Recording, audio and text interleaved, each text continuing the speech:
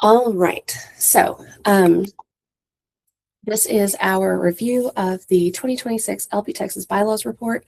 As I was saying before we got started, we're going to go over how our bylaws proposals get voted on, the structure in which they get reported or get presented to the convention. If after this call you still have any questions or you want to make comments to the Bylaws Committee, you can email us at bylaws@lptexas.org. And we're going to be having a meeting as well on the Friday before convention. Paul, correct me if I'm wrong, but I believe I saw that that meeting is going to be at 3:30. That is correct. Okay. Yeah, so we're going to be meeting at 3:30 at the convention site. And so once you get there, feel free to pop in and we will be there to answer any questions you have. That was Paul Dar, by the way, who is the chair of the Bylaws Committee. So thank you, Paul, for making it. I know you are an incredibly busy man, especially with everything you have going at National. So jumping right into it, you'll see the first thing on the screen is a temporary bylaws amendment ratification. There is a mechanism in our bylaws that allows temporary amendments to the bylaws to be made. Typically, these are in extenuating circumstances like this one. And the convention body, that is, the very first bylaws piece of business that they have to do is to review and decide whether or not to permanently adopt this amendment to the bylaws or to reject it. And if it does get rejected, then it actually cannot be, that same proposal cannot be made, or that same amendment can't be made, rather, until at least the next convention. So it does suspend it for 2 years. The next section is what we call the non-controversial bundle. There are 7 people on the committee, and the way that something makes it into the non-controversial bundle is everybody on the committee votes for it, ranks it 1 through 10. That's actually how we ordered these. Everybody went in and decided how important these were in ranking them 1 through 10. Anything that got all 10s automatically got into the non-controversial bundle because it meant it was so easy, so non-controversial that literally everybody thought it should pass, and it should pass quickly. And then you're going to go in, starting where it says end non-controversial bundle. Those are going to be ones that didn't get 10s across the board. Anything higher up on the list got ranked higher. Anything lower down on the list got ranked lower. All of these proposals were passed by the committee, but the ranking is not so much whether or not the committee supports them, but how important the committee thought it was that this get passed, or at least get considered by the convention over other proposals. So keep that in mind. It being further down the list does not necessarily mean we didn't think that it was important, just that we thought there were things that were more important. So with that, we'll go ahead and start jumping into these proposals, unless anybody on the Bylaws Committee has anything else you would like to add before we get started there. Hearing nothing, go ahead. Oh, okay. All right, so the temporary bylaws amendment, there was a snafu at the beginning of this term where a lot of our select members did not get some paperwork done that they needed to get done within the first 20 days of being seated on the committee.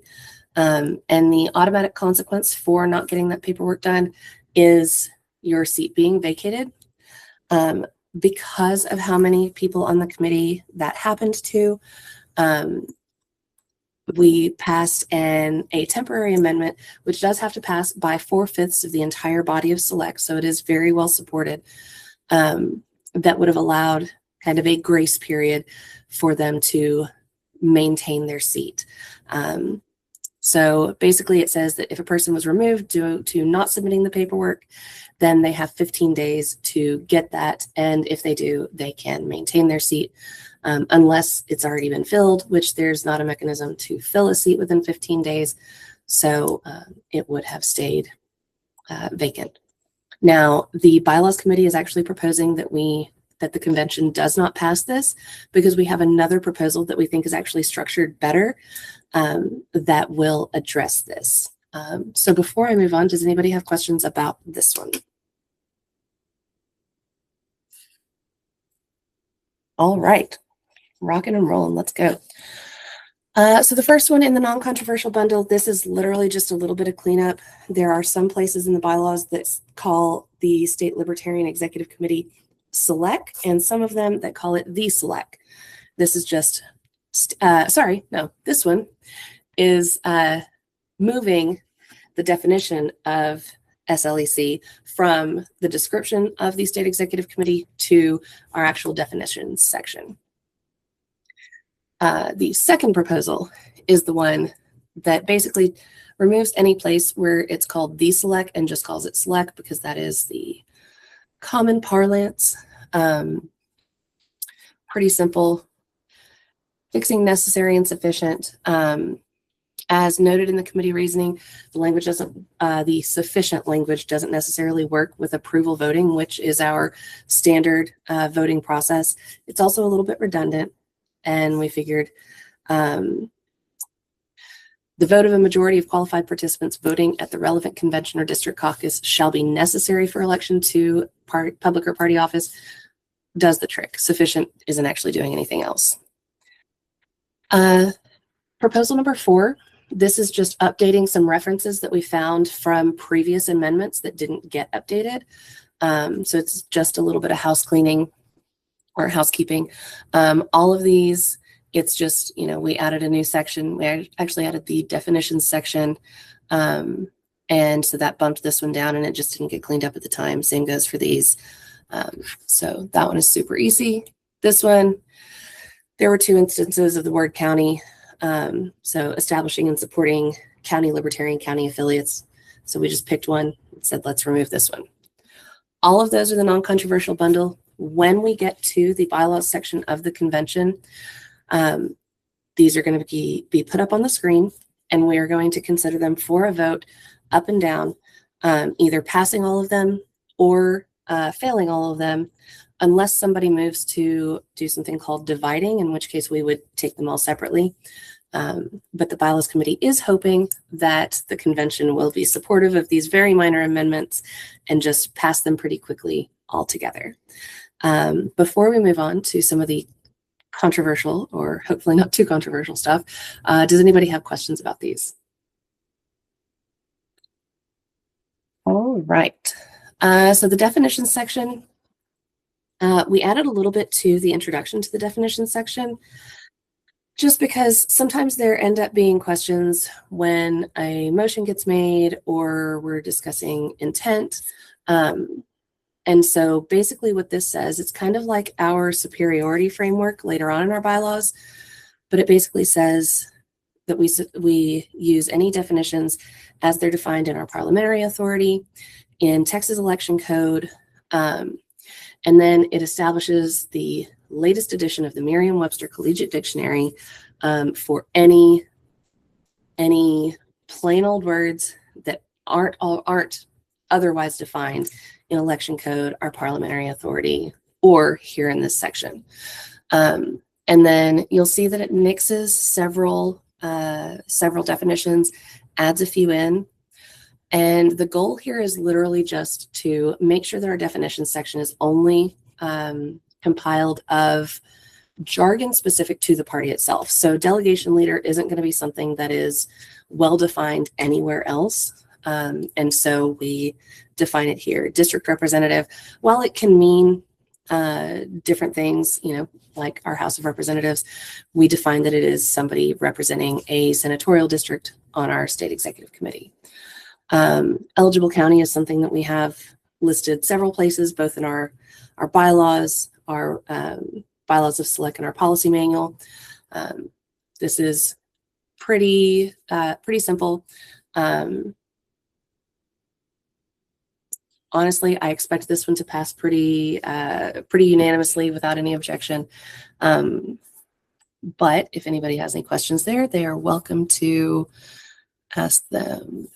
Oh, and you'll see we have, in filling vacancies, we define eligible county here. We're just pulling it into our definition section. Same for recall petition. So there are a couple of other places where things are defined and we're just gathering it all in one spot.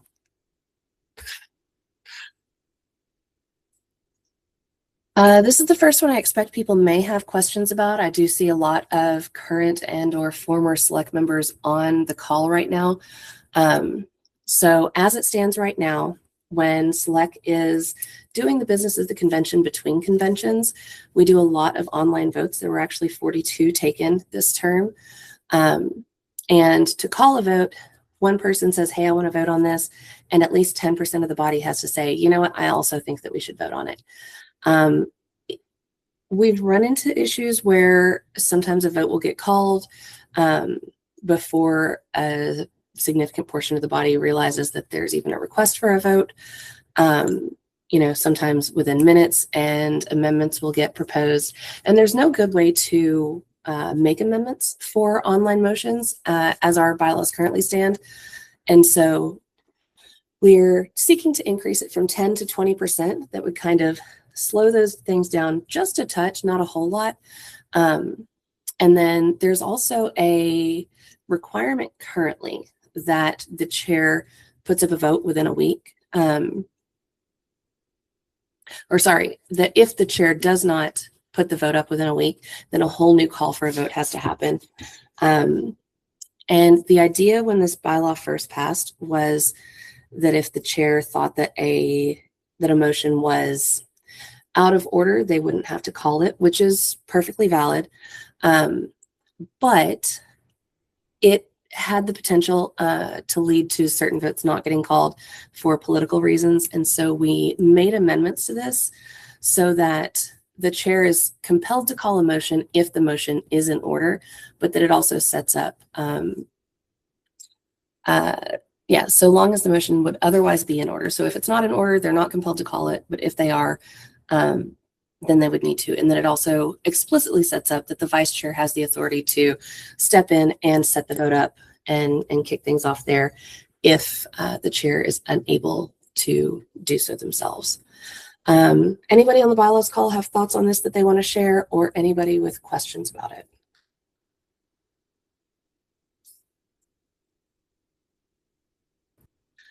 All right.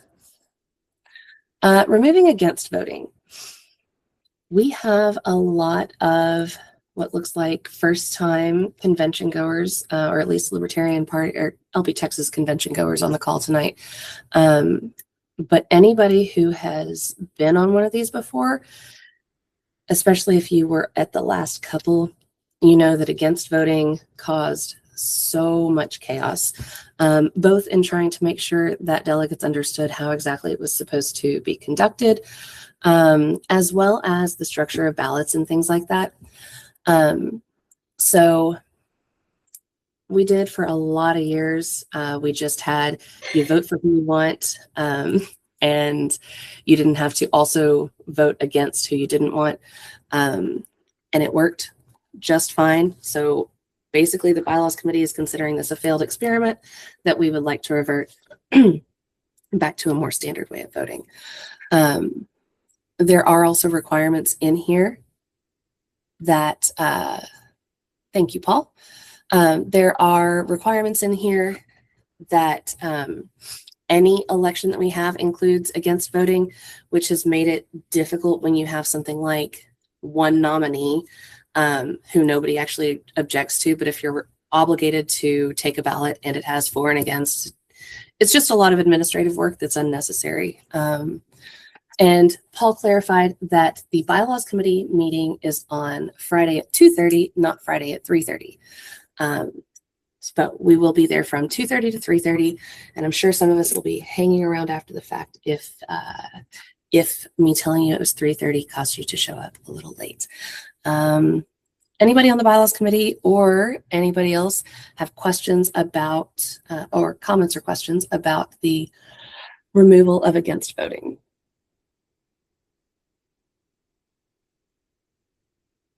You guys are making this way too easy. Okay. Oh, and we are against voting. It just makes hard feeling.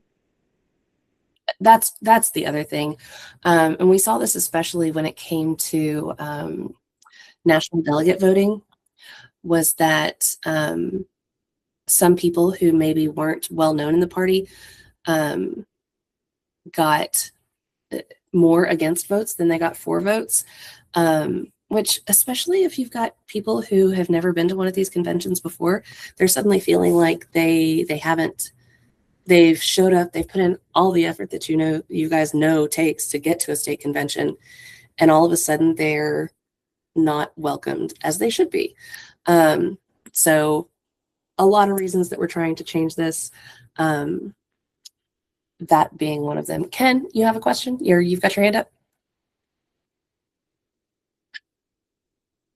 Yes. Are you going to limit how many people we can vote for? If there's X number of delegates that can go, are we going to be limited to that number of votes so we don't overvote? Not necessarily. That's really going to depend on how the convention chooses to conduct the voting. It is possible that they say, as an example for national delegates, that you can only vote for up to 72 people, which I believe is how many spots we have. But typically what we'll do is we'll just do approval voting. And if we have 100 people nominated and you approve of 93 of them, but there are only 72 seats, then you vote for 93 or however many people. And then we just take the top vote getters generally. So you're not really voting for an individual. You're saying, I approve these candidates as delegates. You're not ranking them in any way, shape, or form. Typically, when we do approval voting, correct, that's how it's going to go. If we were doing something like ranked choice voting, you could be asked to rank them by preference. I would hope we don't do that for national delegates, just because that's a lot. But that is a way that we could do it. And if that was the case, then you would either be restricted to how many seats there are, or sometimes in ranked choice voting, it'll be like rank a person 1 through 5, in which case you would still be able to vote for as many as you want. You would just rank them on a specific scale. Okay, thank you.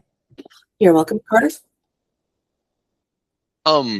As the committee intends to move this, it would not go in effect immediately, or it would? Yes, we are asking that this go into effect immediately. For anybody who hasn't looked at the orders of business, or who wasn't on the call on Thursday, the bylaws proposals are the first thing that we do after we kind of get settled in. And so there are a few things that we're asking to go into effect immediately. And so no other voting will have been happening before we do this. Yes, Paul?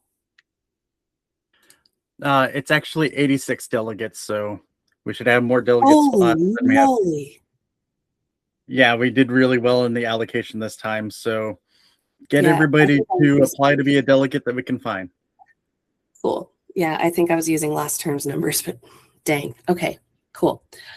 All right. Any other questions on against voting, or removing it rather? All right. So the next 3 proposals, we grouped together because they all have to do with the Judicial Committee. The first proposal is flatly just to disband the Judicial Committee altogether. It was established in, and correct me if I get this wrong, Paul or John or anybody who knows, I believe we established it in 2022. At that convention, we did not fill the Judicial Committee seats, and Select did not fill the Judicial Committee seats at all that term. And then in 2024, we did fill the Judicial Committee, and they apparently elected a chair, and that is all that they've done this entire term. Prior to 2022, any of the things that would have been adjudicated by the Judicial Committee got handled by Select or by counties themselves or individuals. And it is, by and large, the position of the people who support disbanding the Judicial Committee that having one and sending things to be adjudicated by it tends to lengthen the process to actually handle problems, and tends to foment more resentment and animosity among membership than it does solve problems. So, but if anybody else on the bylaws committee wants to chime in on that one, you are more than welcome to, because I know I'm a little biased on that one.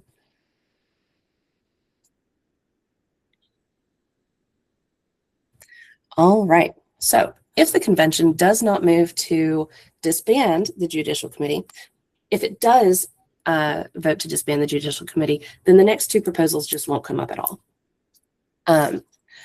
And we are asking that this go into effect immediately. So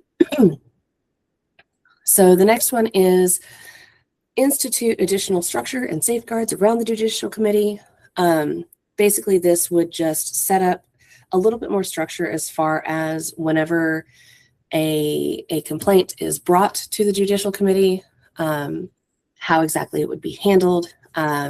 Things like it wasn't clear that whenever they receive an appeal or petition, that the chair is supposed to distribute that to the rest of the committee. It establishes that instead of just the chair deciding who, when they would have a hearing, it makes that a decision of the committee as a whole and gives them a timeline during which to do that. It extends the deadline for them to provide their ruling from 7 to 10 days of getting that information to SELEC and anybody else who is involved. 7 days. This whole thing is a little bit tight of a turnaround.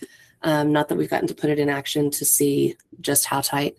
But anybody else on the committee have thoughts on the matter?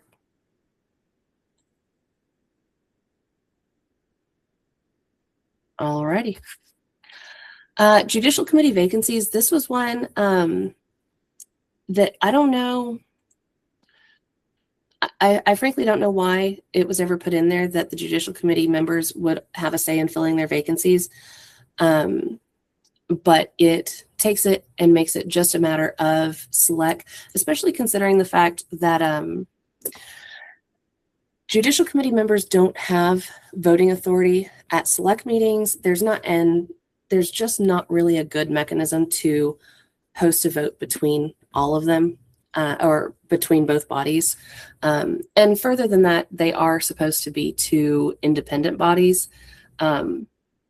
So it makes it kind of messy. But that one is pretty non-controversial. And I think if it wasn't for the fact that we had the proposal to disband the judicial committee, that this one probably would have ended up in the non-controversial bundle as well. So this was one we actually talked about on Thursday. Currently, there is not a deadline by which you need to let the state party know that you want to be a national delegate. The Bylaws Committee is proposing that a deadline be set of 5 p.m. the day before nominations and elections are made, which most of the time, national delegates get voted on Sunday. And so that would be 5 p.m. Saturday night, which you've already had an entire day of conventioning at that point. Hopefully you're hyped up enough to decide that you want to go. And you'll be around all the right people to make sure that you have access to the form to do that. Which, for anybody who is not aware, on the convention prep page that I've been sending out, there is now a link to the national delegate interest form. Actually, it links to a page that you can see everybody who has submitted, so you can go through and look at their reasoning and why they're interested and how long maybe they've been in the party and whether or not they've got accommodations and everything already, as well as filling out your own form there. And as Paul said, we have 86. Not only do we have 86 delegate spots, we have 86 alternate spots. So we can fairly well make sure that Texas is represented at national if we can somehow manage to fill all those. Thank you for adding that message, Paul. Did you also include in there the link? That'd be super cool if you did. So the link to sign up, yeah. Awesome. I only saw a preview of the message you just sent. Okay. Anybody have questions or comments on national delegate nomination deadline? Alrighty. Revising the initial select meeting. So this one, normally the convention adjourns, and the very next thing happens is that everybody who got elected to serve on the state executive committee meets over in a corner of the convention hall, and we have our first meeting. When I started in the party, originally we did this because if we didn't turn around immediately after convention and pass or repass the budget that had gotten passed by the previous select at the end of that calendar year, then there was no authorization for the party to continue spending the money that we had budgeted. And so it made a lot of sense. Now, to some degree, you can say having a meeting immediately after the state convention helps a lot of people, because about 50% of select is new every term, sometimes more than that. And so you can say that having a meeting immediately after convention helps people to meet, get to know each other a little bit, although usually we're all dead tired and people are trying to get back home so that they can get back to work the next day. But what this does, the very first change, is it gives us some flexibility in the case that convention runs a little bit long and we don't have the space long enough to have our select meeting that next day. Maybe we want to have it as an online meeting instead of in person. Any number of reasons, but basically this just increases the flexibility that we have in case meeting that very same day doesn't fit. Those are the changes to the LP Texas bylaws. There's another document called the Bylaws of Select. These are the rules that just govern how the state executive committee functions. And in that, we have an agenda set for just that initial meeting. And in this proposal, all I did, this was my bread and butter because I had to administer this once upon a time, and it was not fun once I actually was looking at it. Basically, instead of outlining exactly what our governing documents are, this just changes it to say our governing documents instead of outlining specifically what our communication tools are. It just says intro to communication tools, our staff structure and our members.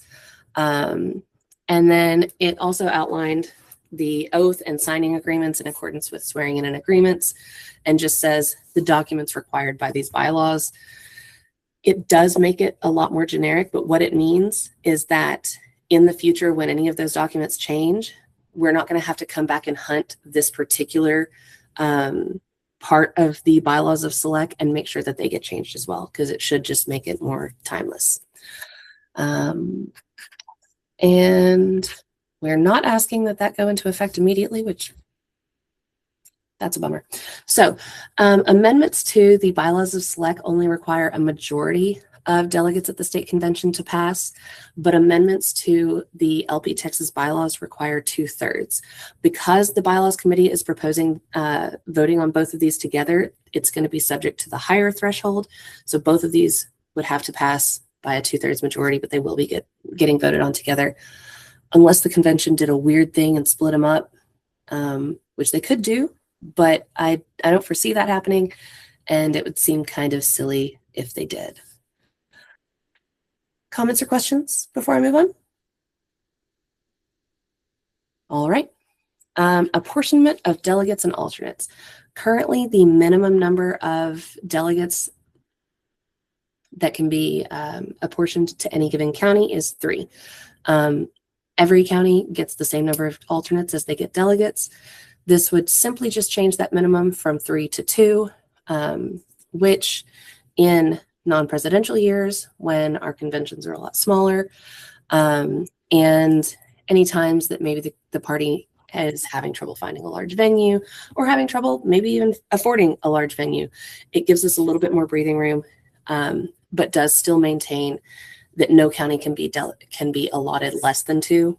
Of course, in the years when we have a presidential election or we have access to giant facilities and all the money in the world, we can allocate as many as we would like. But the purpose of this is just to make convention planning easier and again, more flexible. Thoughts or questions on this from anybody?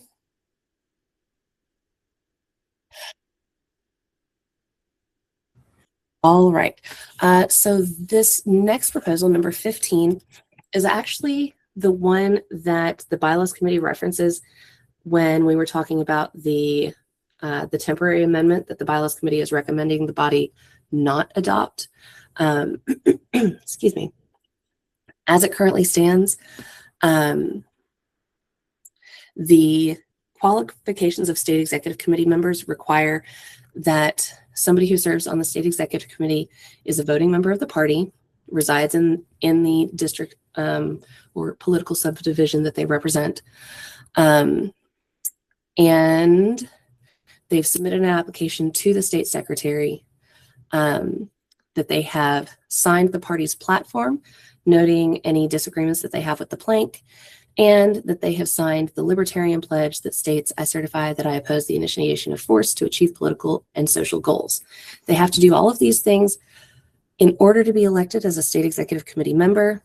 And then in swearing in and agreements, after they've been elected, they have 20 days to sign an oath saying that they swear to uphold the bylaws of LP Texas and to fulfill their duties in accordance with the bylaws, represent the statement of principles and policies to the best of their ability. Another document saying that they have reviewed the party bylaws, the select bylaws, and party policy documents and acknowledge their responsibility to understand, follow, and maintain them, and signing a confidentiality agreement. And what this would do is it would take all of that out of the post-election requirements, make it pre-election requirements, and then it does strike the signing of the party platform and the certify that I oppose the initiation of force. The Libertarian Pledge is actually covered in our oath of affiliation, or it's covered in our eligibility to be a voting member as it currently stands. And the signing of the party platform, I don't actually remember why we removed that, but it basically makes all of these requirements to get elected. And the idea is that when you submit the application to be on select, that all of these documents would be available to you to complete at that time. Oh, I misread that. My bad. I'm sorry. So it does actually still include the signing of the party platform and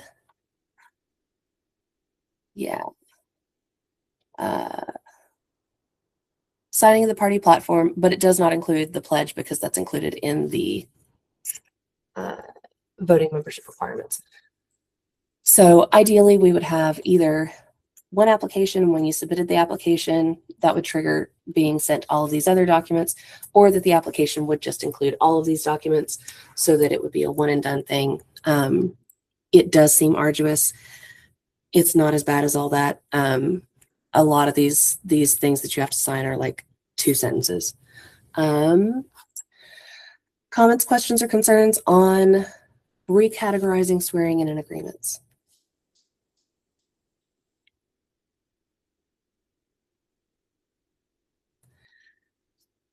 Y'all aren't giving me a chance to catch my breath, but I'm glad this is easy, I guess. Oh, and there is a section of the initial meeting that includes oath and signing agreements in accordance with the swearing in and agreement section. Since that section would no longer exist, we would nix that. If the changes to the initial select meeting were to pass, basically these two would get married, and it would just say completion of documents as required. Yes, Ken, you have a question?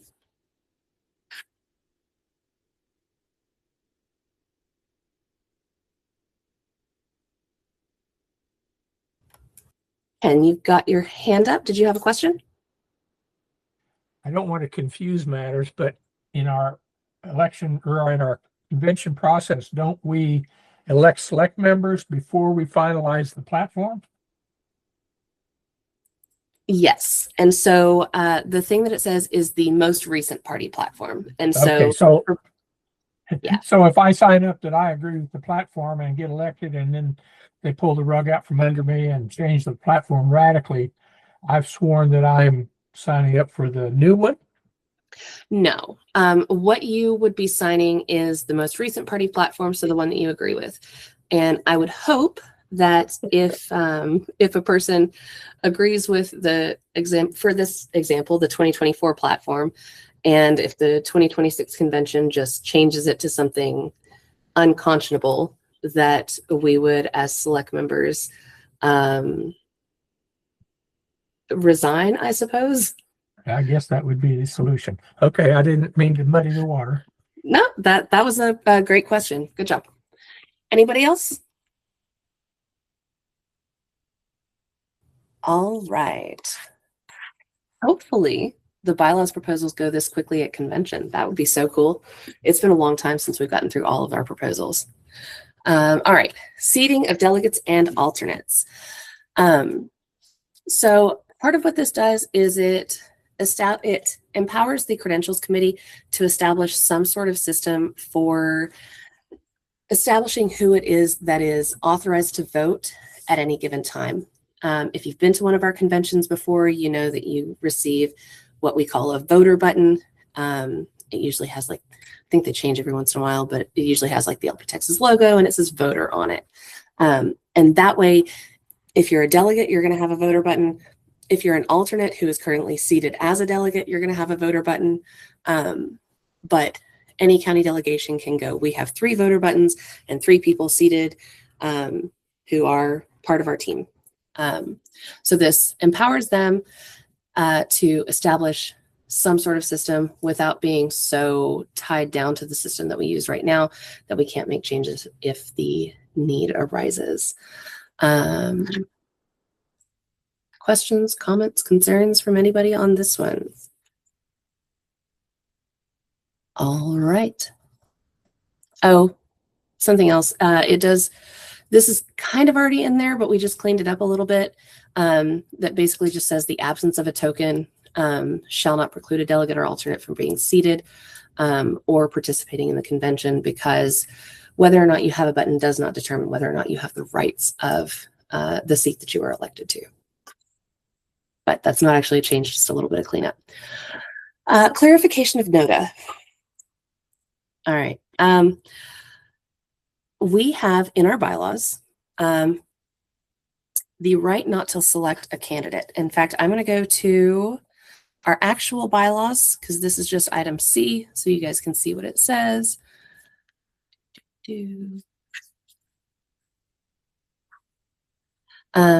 But every stinking convention we have, here we go.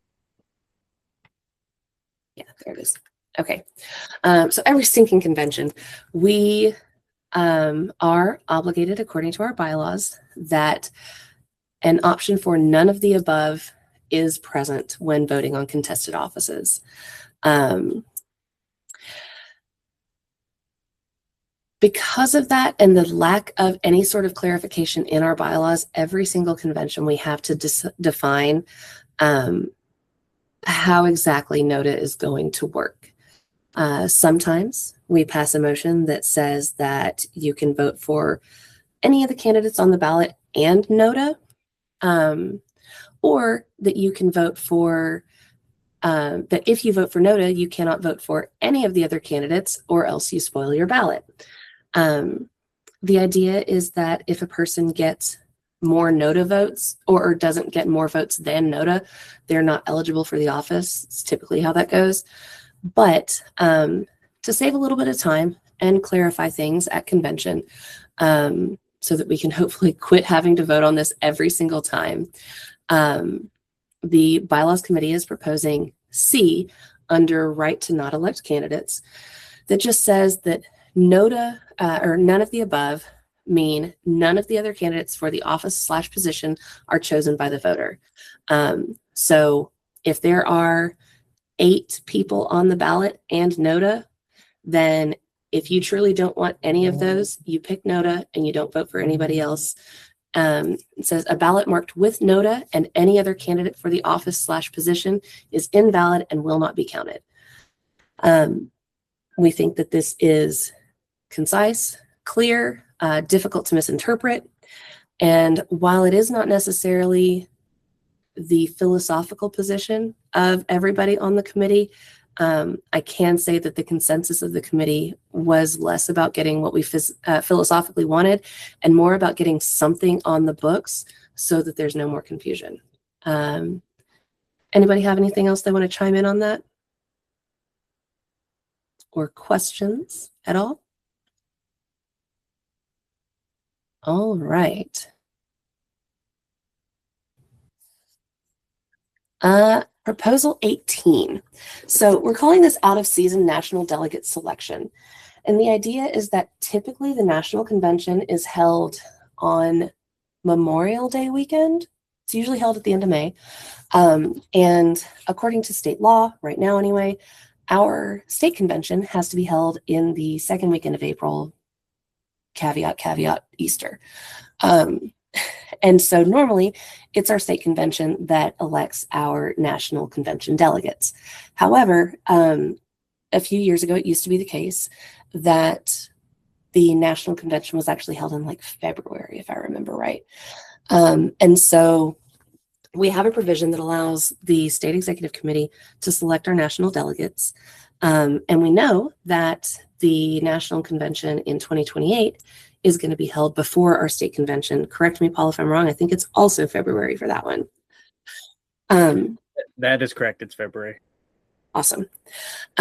So what this proposal would do is some people have been concerned that without people being able to indicate that they are interested in being a national delegate without having a close personal relationship with somebody on the state executive committee, that they might not get considered for a national delegate position, which it can be difficult to get the word out as much as possible. But what we've attempted to do in this proposal is to outline an announcement deadline, a period of time during which people are invited to submit applications to be considered for a national delegate, but that also does not preclude somebody from being nominated as a national delegate if they don't fill something out. It just gives people who may not otherwise have a relationship with somebody on the state executive committee to make sure that they get nominated to effectively get themselves nominated, because filling out that application would get you automatically nominated, providing that you are otherwise a voting member. Anybody have questions, comments, concerns on this one? Oh yeah, Paul mentioned that National Convention in 2028 is going to be in El Paso. So while there are plenty of other places in the U.S. that are closer than El Paso to most other places in Texas, it'll still be in Texas, and so we're going to take a lot of pride in that. No questions, comments, or concerns on out-of-season national delegate selection? Cool. Let's see. Qualifications of state executive committee members. This one effectively would make it so that in addition to the other qualifications required, that a person would need to be a funding member of the state party at the time that they are elected to select. Paul, would you mind going over this one? Yes, so this is meant to be a qualification at time of election, funding member, and it puts in the definition of funding member that financially contributes in a minimum of $25 per year. So it's not meant to be ongoing and a disqualifier later, but at the time of election, they're at least a funding member.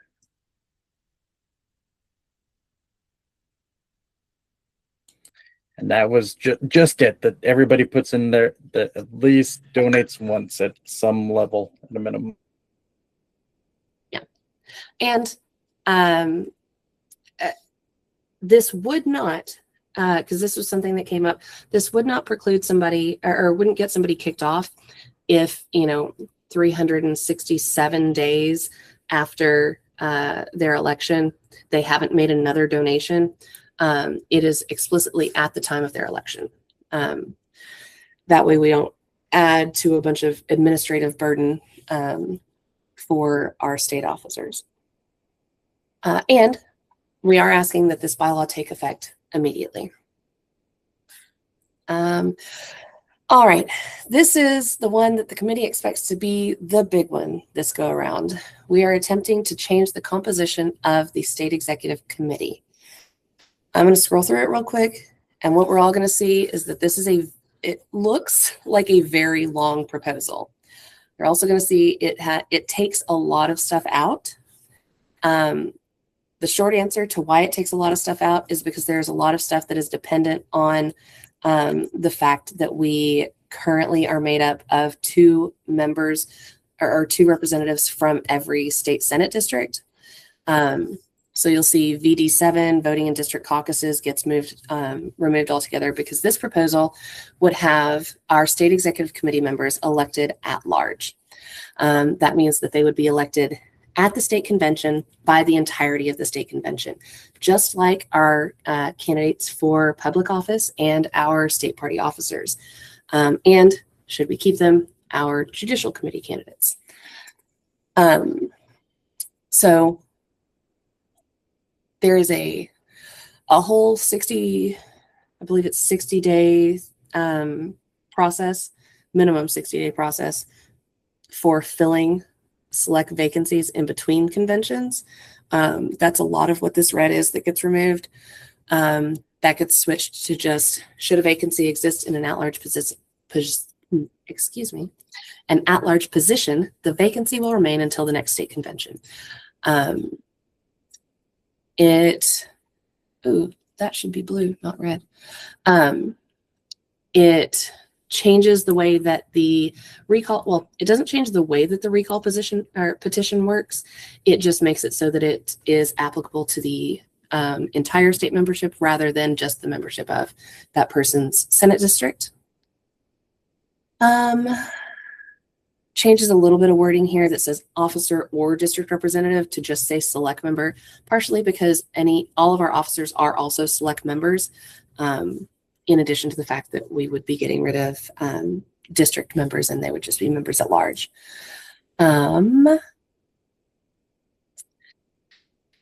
Let's see. It changes the role set forth for a district executive committee member, clarifies it a little bit because a lot of what's already written there is specific to growing your district. And this would kind of obviously spread it out to the entirety of the state. And as noted up here at the top, we are seeking basically to do 4 officers, 12 at-large members. That is a body of 16 people, as opposed to right now as SELECT exists. It is, as I've mentioned earlier, 2 representatives from every state Senate district. There are 31 Senate districts, so that is 62 people, plus 4 officers. We're looking at 66 people, and that is cumbersome to say the least. It lends itself to a lot of planning difficulties, and we're hoping that this can, again, kind of the theme that I think you're probably seeing over all of these proposals, is helping the party be more flexible and more responsive to the party's needs. Okay, anybody have questions, comments, or concerns about reorganizing SELECT to 12 at-large positions?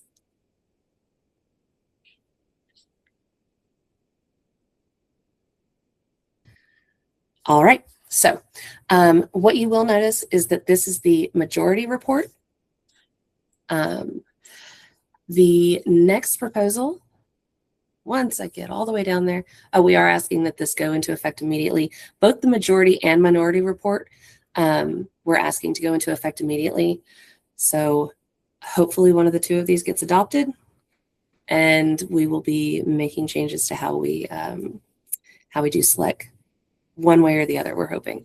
The minority report, would take us from having 2 representatives per district, per Senate district, to having 1 representative and 1 alternate. This one is going to have a lot fewer changes.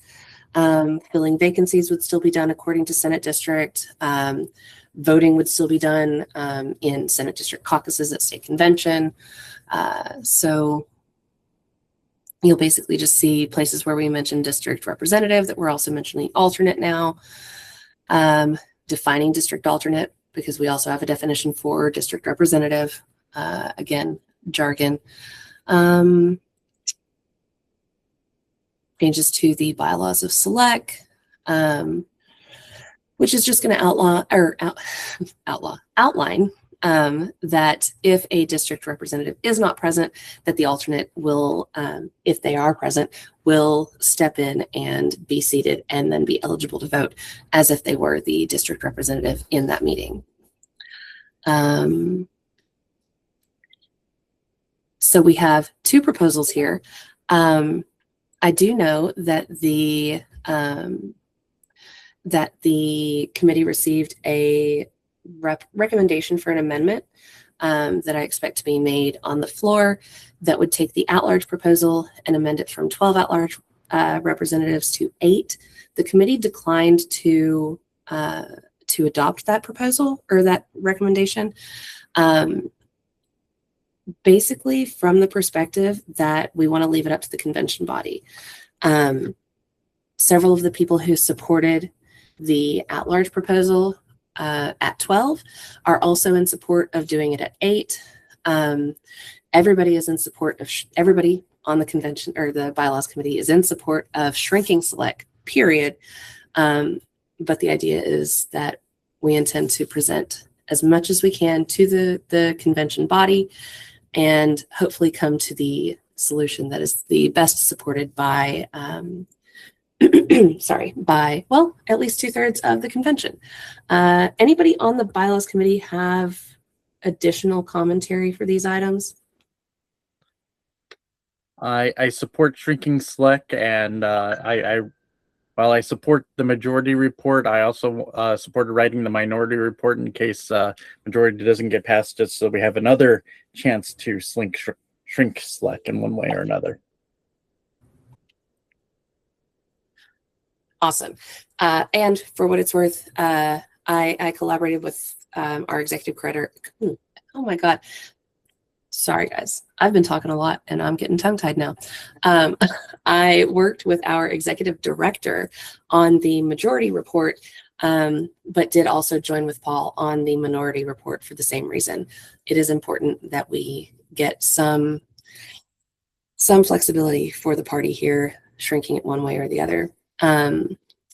Now, I was asked how exactly the majority-minority report will work. As it relates to the structure of the convention. Once we get to this proposal, the bylaws committee will present the majority report. We'll give our arguments for why we are making this proposal, and the convention body will have an opportunity to adopt it or object to the adoption of it. If they object to the adoption of it, the first amendment that comes in front of the convention body will be the minority report automatically. It will, because of the way that it is, it would be a substitute amendment. And so it would just swap one out for the other, at which point we would debate whether or not we wanted to adopt the amendment to the majority report, the minority report as the amendment, the substitute amendment to the majority report. And we would debate that. Eventually, we would vote on whether or not to adopt the minority report. If that passes, then it would become the main motion. If there were any qualifying amendments, so amendments that got presented to the bylaws committee ahead of our deadline that was back in March, then those amendments would be eligible to be considered, and then we would vote on whether or not to accept the minority report as the main motion. If the vote on the minority report fails, then we would go back to the majority report. Any amendments that had been previously considered by the committee, submitted to the committee by our deadline, would get to be brought up on the majority report. Once all of that was settled, we would vote on whether or not to adopt the majority report. So, as mentioned, we got a lot of opportunities to pick one or the other. And Ken, you've got a question?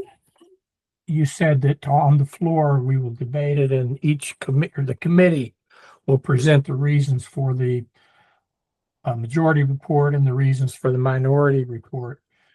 Will we get any free reading material that outlines that prior to the convention, or is this the document we have to pick from? So this document is available on the LP Texas Convention website, both on the convention prep page that I've been sharing in the emails and texts that I've been sending out, as well as on the documents page of the convention website. And so if you go in there, it'll say bylaws report final, I believe. And underneath every one of these proposals, there's a section called committee reasoning, where somebody or a selection of people on the committee have gone through and given our thoughts on why we wanted this proposal to pass, or why we supported this proposal. And so there's that. Again, we have the meeting on Friday at 2:30 at the convention hall. And so we'll be there to answer questions as well. And there will be opportunity to ask additional questions on the floor. Okay, so the committee reasoning portion of this document presents the reasoning for doing it. Is the opposition's reasoning for opposing it also somewhere on this document? In other words, No. why we wouldn't want to do one of these? Not on this document. There's really not a formal place for that. I know we will hear arguments against any of these proposals on the floor at convention, but as far as hearing arguments against them, there's not a formal place for that. Our select members are elected by the entire body. Is that correct? As it stands right now, they're only elected by people, the delegates and alternates in their Senate district. But under the majority report, if we went with 12, they would be elected by who? The entire convention body. And the apportionment of delegates at the state convention are based on what? Does Bexar County get more delegates than Blanco County? Yes. Well, yes. So it's going to be, Paul, you usually write that motion. Do you want to describe that real quick? Yeah. That gets apportioned by the voter strength is what that's called. So it picks a divisor number, and you divide that by how many votes Libertarians received in the previous election for a statewide race. So naturally, the larger counties will get it, or if a smaller county had an outsized performance, that will increase the number of delegates they get. In addition, if they have somebody that runs for office as a Libertarian within their county, and they get 10% or more, each 10%, I believe it's up to 30%, will get an additional delegate spot for that delegation. So there are some smaller delegations that have, say they were allocated the 3 minimum, but they had a candidate do well and they got 3 bonus ones. So they have, a total of 6, for example. I mean, I guess I'll get to speak to this on the floor if I choose to, but it seems like between Dallas, Houston, and San Antonio, there would be a lot of votes for select positions. Therefore, larger, more populous counties that have more representation would seem to control the select committee. So, if I may, I have heard some arguments of that type. I think one of the things that presupposes is that any of our more populous counties have a tendency to work together. And okay, that Right. phrasing doesn't sound great, but that would assume that they are likely to all vote on the same people in the same way. And I just based on my experience as far as that goes, I don't see that happening.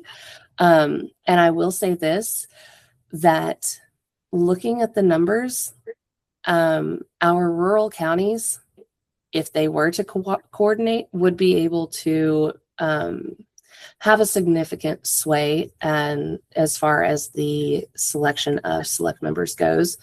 And as far as the people who have already applied, there are a lot of people who come from rural areas, are living in rural areas right now, that if we support those people, I don't think that our rural membership would go without consideration and representation. I guess I'm surprised that the majority report would recommend taking the number so low and sacrifice uniform representation across the state.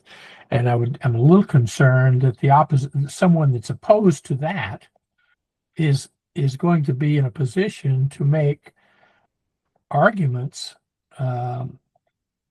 when their opposition has not, no one's helped pre-formulate opposition concerns and put it out in front of everybody to read. So they read all the positives about why we should do this, but they've got to formulate their own ideas of what might be a negative about it. And I mean, that's reasonable. We're all smart people, but a coordinated formulation seems a little stronger possibly than a negative one. I'd just like to see some of the debate that occurred at SELEC or at the committee over these two proposals.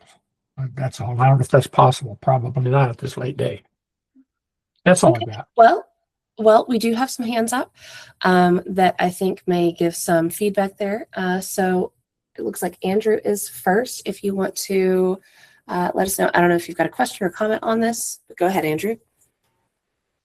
Thanks, Anastasia. I just wanted to take advantage of this opportunity to put in, it's more of a comment than a question, but as chair of the party and with having spent 8 years now, I guess, not 9 years now in leadership, I think I can speak on behalf of most of the more experienced operators that we have here at the state leadership that the longer you've been on SELEC, the more you start to realize how important it is that we create a body. This isn't, this is a question of organizational design. This is a question of, with a group that has maybe a couple of dozen volunteers working and, you know, couple of 150, couple hundred people that show up for a convention.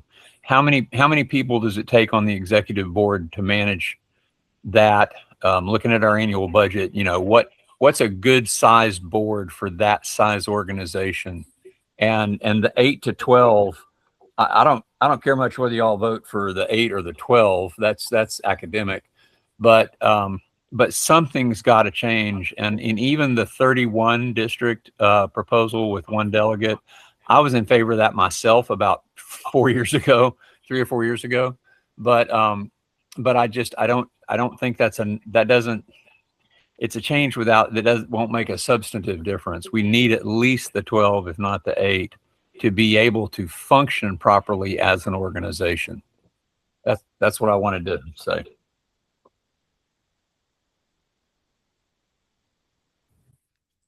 Thank you, Andrew. And it looks like John is next. John Wilford, in case there are more. Yeah, Ken, I just want to give you a little bit of background on some of the debate that happened that you were asking for. One of the things you mentioned was the idea of populous counties taking over, and it was kind of discussed, you know, they don't tend to in the voting patterns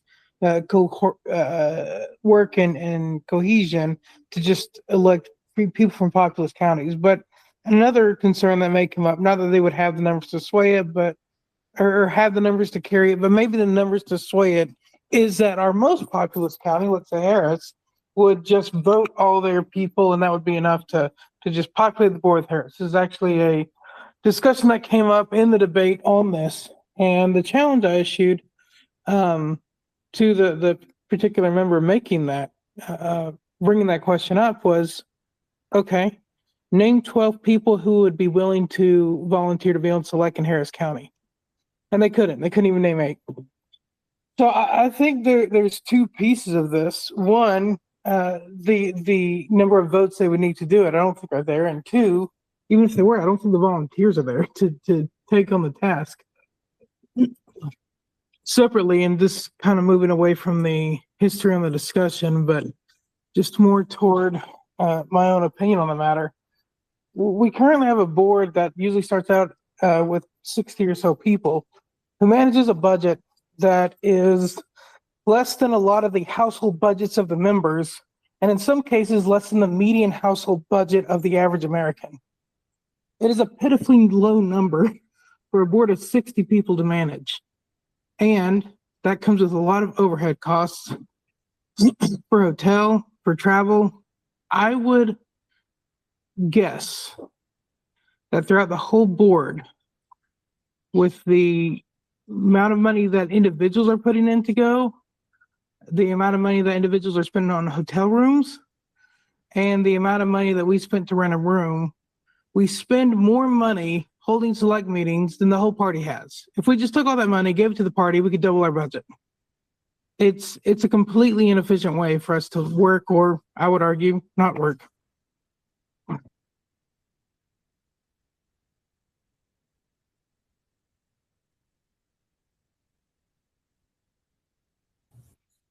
All right. Thank you, John. And Carter, you've had your hand up for a while. What's up?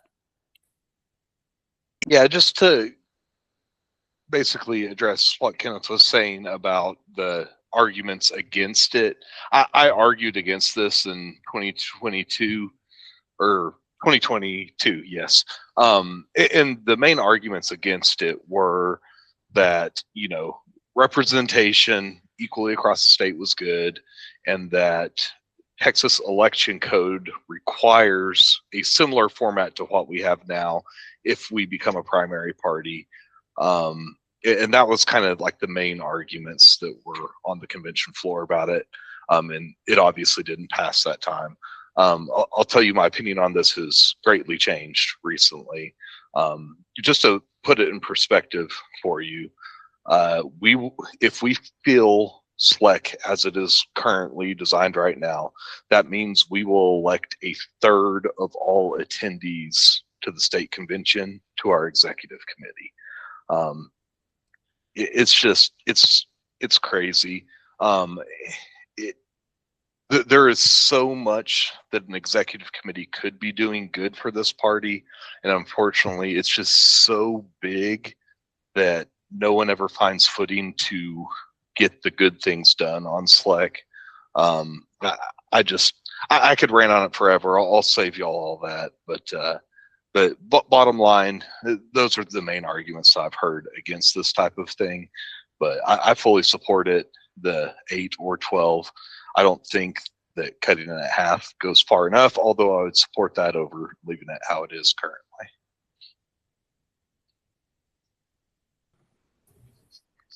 All right. Thank you very much. Anybody else have comments, questions, or concerns about either of the reorganizing select proposals? Ken, looks like you've got another question. Yeah, I don't want to debate this here, but I want to thank all 3 of you for your insights on it. And I guess I'll have to think about it some more. And if I'm still opposed to it in a week, hopefully I can express other weaknesses of the proposal. Or where I'm really coming from is I'm in a small county, and we have a select member, and I can contact her anytime, get any kind of information I need. She cares about our county. She's in our county. She understands our perspective. And as it's diluted, it seems like some of the more rural counties that may only have 2 or 3 active members may be struggling to to communicate with the organization, and that maybe that's their problem. Maybe that's the particular select representative's problem. But anyway, I'll see you in Abilene, and I thank you again. Thank you very much. And as I mentioned, I think at the beginning of this call, anybody who has anything else, any other input that they want to give or questions that they want to ask is more than welcome to email bylaws@lptexas.org. And we can hash this out.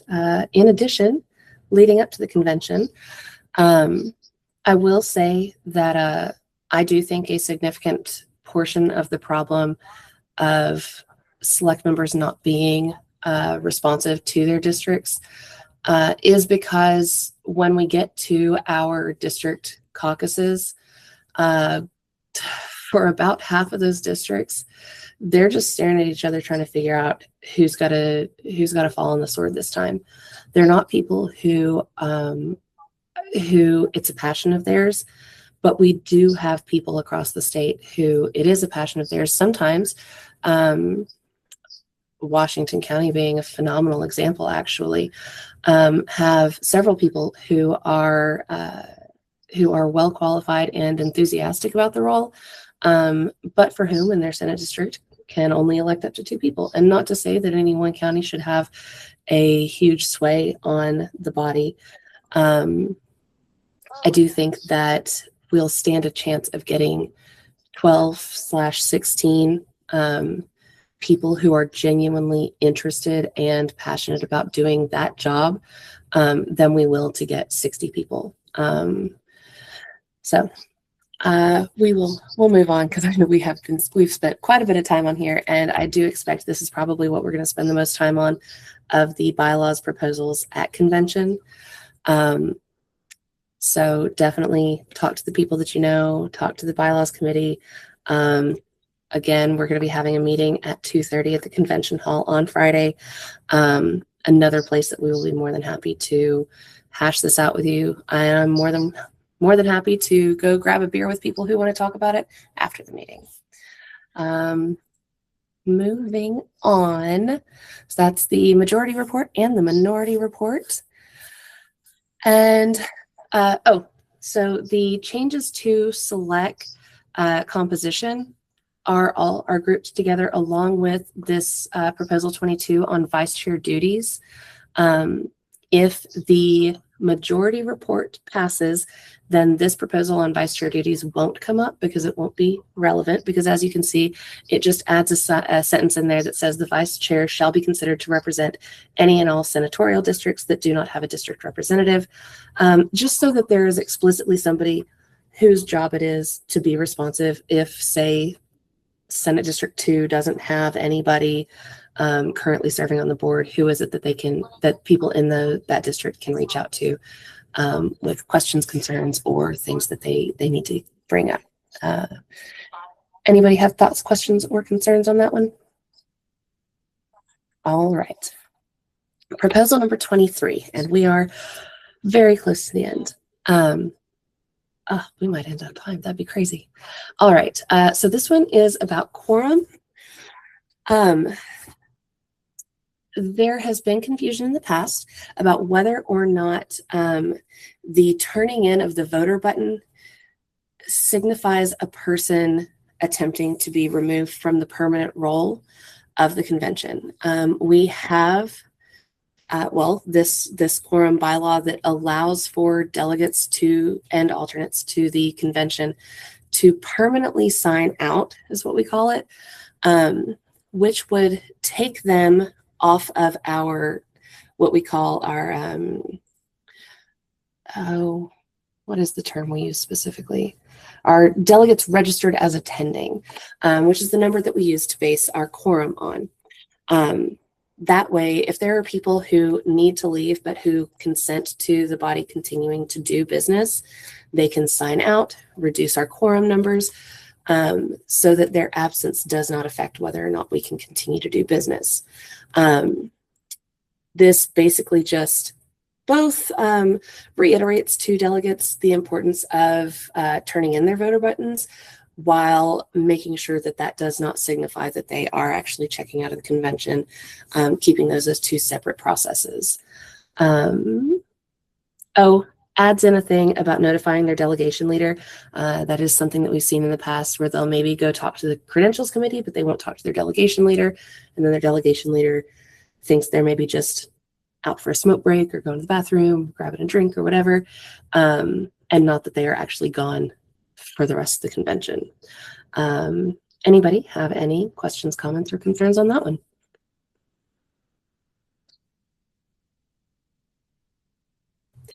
All right. Is that the last one?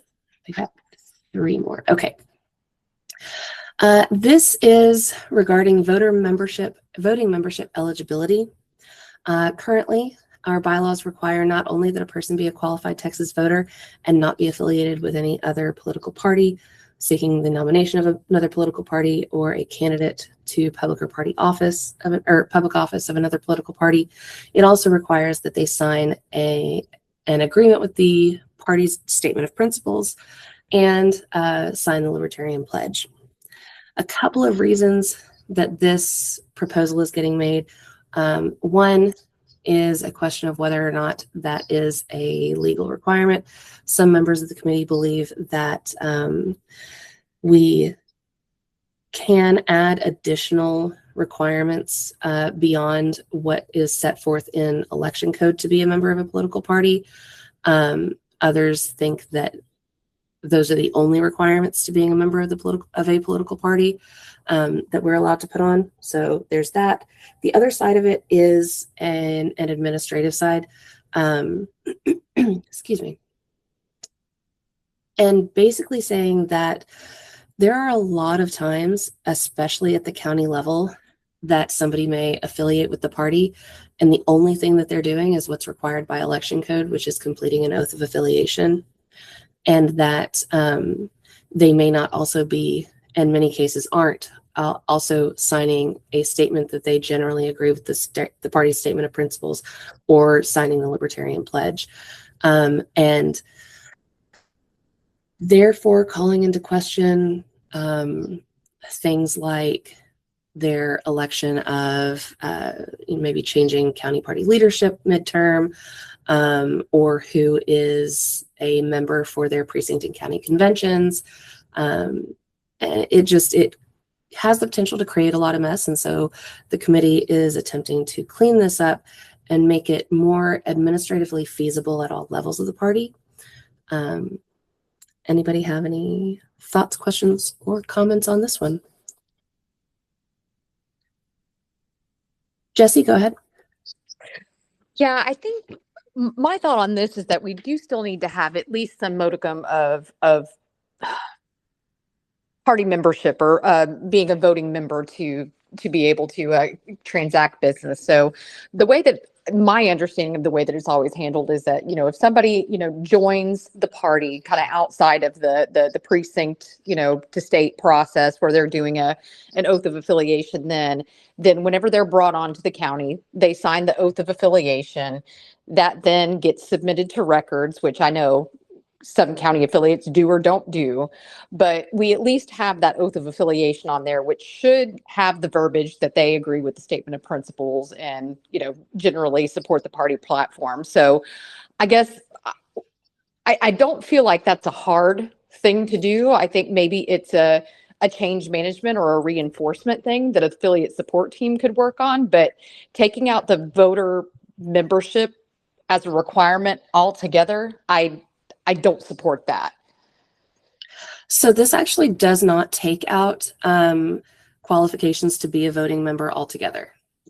Okay, where are we there? How are they, if they're not signing a general agreement or some kind of oath, then where is that party membership requirement or the voting membership requirement being captured? Because so they are still required to complete an oath of affiliation. They just would not be required to sign a statement of general agreement with the party statement of principles or sign the Libertarian Pledge. Those are the only things being removed. They would still have to be a qualified Texas voter who's not affiliated with any other political party. So are we saying that we propose changing our standalone oath of affiliation then? Like what?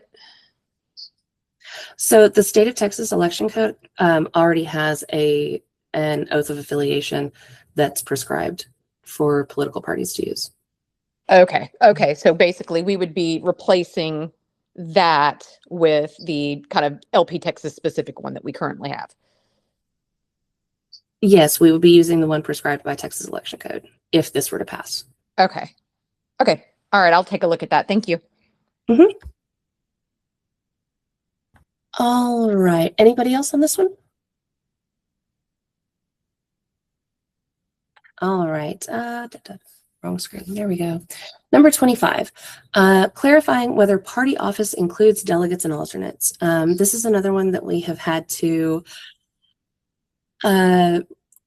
adjudicate at every convention. So it's attempting to, thank you. So it is attempting to basically just clarify, for the sake of how we vote on things, whether or not party office includes delegates and alternates to national convention, well, county, district, state, and national convention, but national is usually the one where we deal with that, or at least at the state convention it does. And so some of our rules have requirements on how elections have to be taken for party offices as opposed to other things. This would basically just say that party office is also a position as a delegate to district, county, state, or national conventions. That one's pretty straightforward. Let's see. Last one is the authority of the national delegation to manage its membership. At the, I think it was 2020 convention, I don't know the details of exactly what went on, but effectively there was a person who was not representing Texas well at all, and who a lot of people in the delegation wanted to be able to remove. But there is, well, in fact, as our bylaws stand right now, it says that the delegation nor the delegation chair have the power to add or remove delegates or alternates to the national delegation list. This would effectively say, give the delegation itself the authority to remove a delegate or alternate, as long as 3/4 of all of the state delegates and alternates agree to do so. So if we were, in this case, in 2026, to fill our delegate and alternate allotment, we're looking at 172 people. 3/4 of those would have to agree to remove somebody, which is a pretty stinking high bar. I don't think I've ever seen a national convention where we had less than 60 people allotted to us.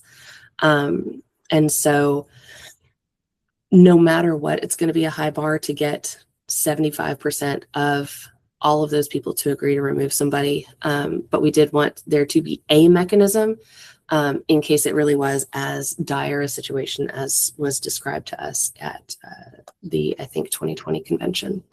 It's pretty simple. It still does not give us any authority to add delegates or alternates, basically so that the delegation can't just add people willy-nilly who the state convention might not have actually approved of, or potentially who voted against, who the state convention voted against. So with that, that is our last proposal. Does anybody have questions, comments, or concerns on that one? All right, well, that's perfect timing. It is 8:26. I had this scheduled until 8:30. We have managed to get through all of the bylaws proposals, a feat that I hope we can repeat on Saturday. As I mentioned at the top of this call, you can reach out to the bylaws committee at bylaws@lptexas.org. You can find the bylaws report on the convention website under documents. I will also be sending out a copy of this recording to all of the delegates as soon as I have it ready to go. Probably when I send out the reminder for the candidate, the both public and party office candidate call that we're having on Thursday. And don't forget, we're meeting at 2:30 at the convention hall on Friday. Jason, you have a question? More so, I was just wondering, can you link the LP Texas YouTube where I can see like the previous recordings? Yeah, absolutely. I will send that out when I send out everything else. Let me make a note real quick. All right. Anybody else have any questions? All right. Thank you guys so much for tuning in tonight. I can't wait to see you guys at convention. It's going to be a good one. And like I said, I'll be at the convention hall for the bylaws meeting, and I'm down to hash this stuff out with anybody on Friday night. So we'll see y'all there. Have a good one. Thank you, Anastasia. Thanks, guys. Bye. Thank you. Thanks, Anastasia. Thank you.